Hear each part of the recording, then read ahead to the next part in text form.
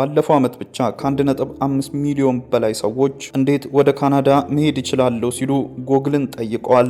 ካናዳ ግን በሯን መዝጋት ጀምራለች። ስደተኞች እንደ መጠጊያቸው የሚያዩት፣ ተማሪዎች የትምህርት ገበታን የሚገበዩባት፣ ስራ ፈላጊዎችም ተሰደው የሚለወጡባት፣ ለብዙዎች መጠጊያ የሆነችውና ሀገር ጥለው ለተሰደዱ በፖለቲካ ለተባረሩ ለሁሉም መንገዱ ስታመቻች የቆየችው የሰሜን አሜሪካዋ ሀገረ ካናዳ አሁን ላይ ግን የታከታት ትመስላለች። በየዓመቱ ከምቀበለው ግማሽ ሚሊዮን ወይም 500,000 ስደተኛ ላይ ከ20 በመቶ በላዩን ቀንሼ 395,000 ሰው ብቻ በየዓመቱ እቀበላለሁ። በሚቀጥለው ዓመትም ይህ ቁጥር እያሽቆለቆለ ይሄዳል ስትል ወስናለች። ካናዳ ይህን ያስወሰናት ምክንያት ምንድነው?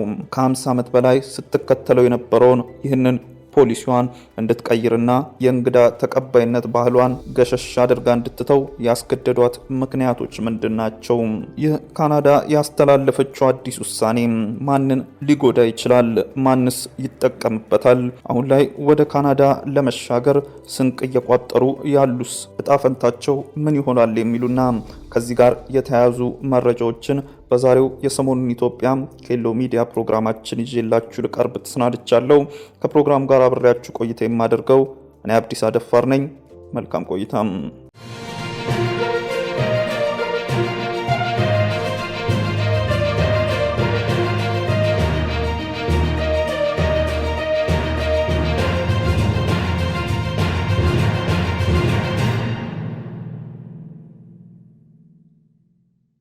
ካናዳ ለኑሮ ምቹ ከሆኑ 10 የዓለማችን ሀገራት ውስጥ ቀዳሚዋ ናት።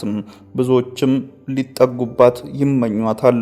ፈርስት ሙቭ ኢንተርናሽናል የተሰኘ ተቋም የጉግል ፍለጋ ውጤቶችን መሰረት ያደረገ ጥናት አድርጎ ባሳለፍነው ዓመት ብቻ ከ1.5 ሚሊዮን በላይ ሰዎች እንዴት ወደ ካናዳ መሄድ ይችላሉ የሚሉና ተያያዥ ጥያቄዎችን ጉግል ላይ ማቅረባቸው ጥናቱ አሳይቷል። በዚህም በርካቶች ለስደት የሚመርጧቸው 10 ሀገራት ውስጥ ካናዳ ቀዳሚዋ ናት። ካናዳ በርካቶች አዲሷ ቤቷቸው ሊያደርጓት የሚመኟት ቀዳሚዋ ሀገር ናት የሚለው ኒውዮርክ ፖስት፣ ይሁን እንጂ በሀገሪቱ በውብ ተፈጥሮዎችና ምቹነቷ ባሻገር ከቅርብ ጊዜ ወዲህ እየተባባሰ የመጣው የኑሮ ውድነት ሀገሬውን ማማረር መጀመሩን ይጠቁማል። ካናዳ በ2025 ዓ.ም በስራ ፍቃድ የሚገቡ 500,000 ነዋሪዎች እንደምትወስድ ብታሳውቅም ይህ አሃዝ በ21 በመቶ ቀንሶ ወደ 395,000 ዝቅ እንዲል ተደርጓል። ይህ ከለውጦቹ መካከል አንደኛው ተደርጎ የተወሰደ ነው። የካናዳ መንግስት የፖሊሲ ለውጥ በማድረግ የህዝብ ቁጥር መጨመርን ለጊዜው መግታት ወደ ሀገሪቱ እንዲገቡ የሚፈቅደውን የስደተኞችን ቁጥር በከፍተኛ ሁኔታ እንደሚቀንስ ነው ያሳወቀው። የካናዳው ጠቅላይ ሚኒስቴር በበኩላቸው መንግስታቸው የሰራተኛ እጥረትን ለመፍታት በሚል ከኮሮና ወረርሽኝ በኋላ የወሰዱት እርምጃ ሚዛኑን አልጠበቀም ብለዋል። በካናዳ ለስደተኞች የሚሰጠው ህዝባዊ ድጋፍ እየቀነሰ መጥቷል። ከህዝብ የተሰበሰበ አስተያየት እንደሚያሳየው የስደተኞች ቁጥር እየጨመረ በመሄዱ በቤቶችና በማህበራዊ አገልግሎቶች ላይ የሚያሳድረው ተጽዕኖ አሳሳቢ እየሆነ መጥቷል። እርምጃው ቀደም ሲል የተተገበረውን ዓለም አቀፍ ተማሪዎችና በየጊዜው ፍቃድ የሚሰጣቸው የውጭ ሰራተኞችን ቅነሳ ተከትሎም የመጣ ነው። በቅርቡ የካናዳው ጠቅላይ ሚኒስቴርና የኢሚግሬሽን ሚኒስቴሩ በስራ ፍቃድ የሚገቡ የሌላ ሀገር ዜጎች ላይ ተጨማሪ ቅነሳ እንደሚያደርጉ አሳውቋል። ዓላማው ከ2 ዓመታት በኋላ 365,000 አዲስ በስራ ፍቃድ የሚገቡ ሰዎች ብቻ እንዲኖሩ ግብ ለማዘጋጀት ነው ሲሉም ተናግረዋል። ይህ ቅነሳ በሚቀጥሉት 2 ዓመታት በካናዳ የሚኖረውን የህዝብ ቁጥር መጨመር ይገታዋል ሲሉ ነው ጠቅላይ ሚኒስቴሩ የተናገሩት። በዚህ ወቅትም የጤናና የመኖሪያ ቤት አቅርቦትን ለማጠናከር እድል ይሰጣል ሲሉም አክለዋል።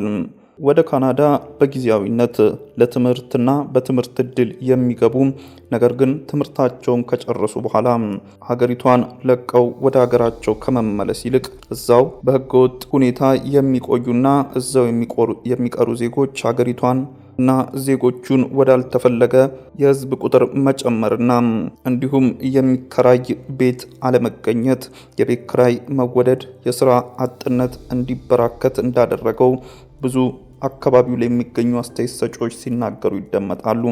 ካናዳ ለበርካታ አስርት ዓመታት ራሷን ለአዲስ መጪዎች ክፍት አድርጋ የቆየች ሲሆን የስደተኞች ፖሊሲዎቿም የህዝቧን ብዛት ለማሳደግ የሰራተኛ ክፍተቶቿን ለመሙላትና ከዓለም ዙሪያ ግጭቶችን የሚሸሹ ስደተኞችን ለመቀበል ታስበው የተዘጋጁ ናቸው። ነገር ግን ከቅርብ ጊዜ ወዲህ ጠቅላይ ሚኒስቴሩ ማህበራዊ አገልግሎቶች አቅርቦት ተደራሽ ያለመሆን፣ ከፍተኛ የኑሮ ውድነትና እጅግ ውድ የሆነ የመኖሪያ ቤት አቅርቦትን በተመለከተ በህዝቡ ዘንድ እየጨመረ የመጣውን ስጋት ተከትሎ ካናዳ ወደ ግዛቷ እንዲገቡ የምትፈቅድላቸውን የስደተኞች ቁጥርን በከፍተኛ ሁኔታ ለመቀነስ እንዳስገደዳት ታሳውቃለች። የካናዳው ጠቅላይ ሚኒስቴር በአውሮፓውያኑ 2015 ለስልጣን በተወዳደሩበት ጊዜ ለሀገሪቱና ለራሳቸው ዋነኛ የፖሊሲ አቅጣጫ ለውጥ በማድረግ ብዙሃን ባህልን ለማስፋፋት የካናዳን ቁልፍ ማንነት መገለጫ እንዲሆን አጀንዳ ይዘው ነበረም። የኚህ ጠቅላይ ሚኒስቴር መንግስትም የሀገሪቱን ምጣኔ ሀብት እድገትን ለማፋጠን ከፍተኛ ተስፋ በተጣሉበት የኢሚግሬሽን ግቦች ላይ መሰረት አድርገው ሲሰሩም ነበረም። በዚህ ፖሊሲያቸው ትችት የበዛባቸውና ፖለቲካዊ ተቀባይነታቸው እያሽቆለቆለ ያለው ጠቅላይ ሚኒስቴሩ አሁን ላይ መንግስታቸው የተሳሳተ ስሌት እየተከተለ እንደነበረና የካናዳ መሰረተ ልማቶች ከህዝቡ ብዛት ጋር እየተመጣጠኑ ሆነው እንዲቀጥሉ ለማድረግ የህዝብ ብዛቱን ማረጋጋት አስፈላጊ መሆኑን አምነዋል። በዚህም እየተነሳ ነው ጠቅላይ ሚኒስቴሩና የኢሚግሬሽን ሚኒስቴሩም ከዚህ በፊት ከነበሩት በበለጠ በጣም ጥብቅ የሆነ የኢሚግሬሽን ቁጥርን የሚቀንስ እቅድ ያቀረቡትም። በዚህም በቀጣዩ የአውሮፓውያኑ ዓመት በቋሚ ነዋሪነት ወደ ካናዳ ይገባሉ ተብሎ ከተያዘው ቁጥር 21 በመቶውን የቀነሱትም። ሀገሪቱ ከፍተኛ ባለስልጣናት ይህንን በቋሚነት ወደ ካናዳ የሚገቡ ስደተኞችን ቁጥር የሚቀንሰውን እቅዳቸውን ካሳወቁ በኋላም ጊዜያዊ የውጭ ሀገር ሰራተኞችና ዓለም አቀፍ ተማሪዎችን ጨምሮ በጊዜያዊ የመኖሪያ ፍቃድ የሚገቡ ሰዎችም ቁጥር ይቀነሳል ሲሉ አሳውቀዋል። ጠቅላይ ሚኒስቴሩ ትሩዶ የአዲሱ ፖሊሲያቸውን ለውጥ ሲያብራሩ ካናዳውያን ስደተኞችን ተቀባይ በሆነው ስርዓታቸው ምክንያታዊና ተገቢ በሆነ ደረጃ ኩራት ይሰማቸዋል ብሏል። ይህ ፖሊሲያቸውም ምጣኔ ሀብታችንን ዓለም የሚቀናበት አድርጎታል በማለት በዚህም ጠንካራና ብዝሃነት ያለው ማህበረሰብ እንዴት እንደሚገነባ አሳይተናል ይላሉ።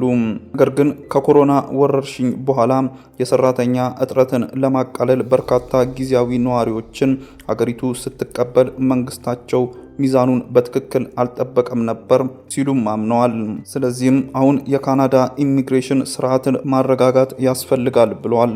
የጠቅላይ ሚኒስቴሩ አዲስ እቅድ ይፋ የሆነው ጠቅላይ ሚኒስቴሩ የተከተሉትን የኢሚግሬሽን ፖሊሲ በካናዳ ሕዝብ ዘንድ ያለው ድጋፍ እየቀነሰ በመምጣቱ ምክንያት ነው። የኢሚግሬሽኑ አመራሮች እንደሚሉት ከሆነ በመስከረም ወር ላይ ባሰባሰብነው የህዝብ አስተያየት ከሩብ ምዕተ ዓመት ወዲህ ለመጀመሪያ ጊዜ አብዛኞቹ የሀገሪቱ ዜጎች ስደተኞች በጣም በዝተዋል ሲሉ መደመጣቸውን የሚናገሩትም። ተቋሙ እንደሚለው የዚህ አመለካከት ለውጥ በዋናነት የሚመነጨው የመኖሪያ ቤት እጥረት በፈጠረው ስጋት ነው። ነገር ግን የኢኮኖሚው የህዝብ መብዛትና የኢሚግሬሽን ስርዓቱ የተያዘበት መንገድ በተጨማሪ በትልቅ ምክንያትነት ተጠቅሷል።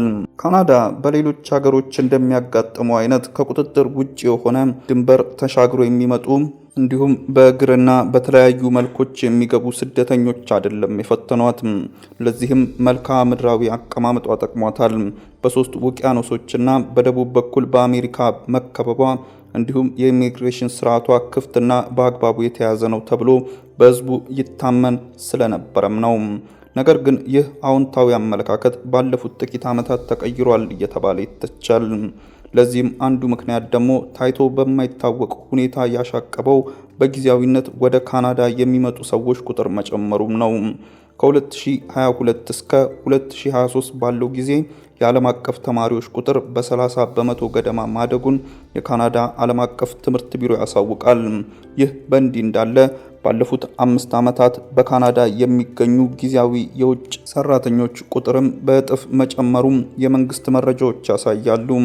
ሌላው ምክንያት ደግሞ በከፊል የካናዳ መንግስት በፈጸመው የስሌት ስህተት ምክንያት የካናዳ ኢሚግሬሽን ስርዓት ታማኝነቱን እያጣ ነው የሚል ስሜት እያደገ መምጣቱም ነው ይላሉ አስተያየት ሰጪዎቹም።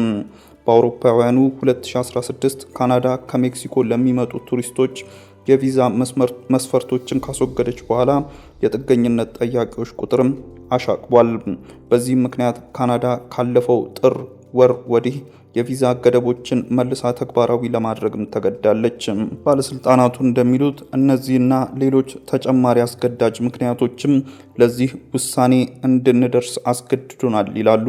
ብዙዎችን በጊዜያዊነትና በቋሚነት እየተቀበለች ስታስተናግድ የቆየችው ካናዳ በተለይ ከኢትዮጵያ፣ ኤርትራ፣ ሶማሊያና የተለያዩ የአፍሪካ ሀገራት ተሰደው ወደ ካናዳ የሚሸሹ ዜጎች አሁን ላይ ይህ እድላቸው እየጠበበ እንደሚመጣና ከጊዜ ወደ ጊዜ ከዚህ በፊት የነበሩት እድሎች ክፉኛ እየጠበቡ እንደሚመጡም ይገመታል። ይህም በትምህርትም በስራም ይሁን በስደተኝነት በጊዜያዊነትም ይሁን በቋሚነት ወደ ካናዳ ለመሻገር እየተሰናዱ ባሉ ዜጎች ላይ ጫናና ስጋትን እንደፈጠረ አስተያየት ሰጪዎች ይናገራሉ። ውድ ተመልካቾቻችን በዛሬው የሰሞኑን ኢትዮጵያ ፕሮግራማችን የሰሜን አሜሪካዋ ሀገረ ካናዳ የደጃፍ መዝጋቷ ምክንያት ምን ይሆን?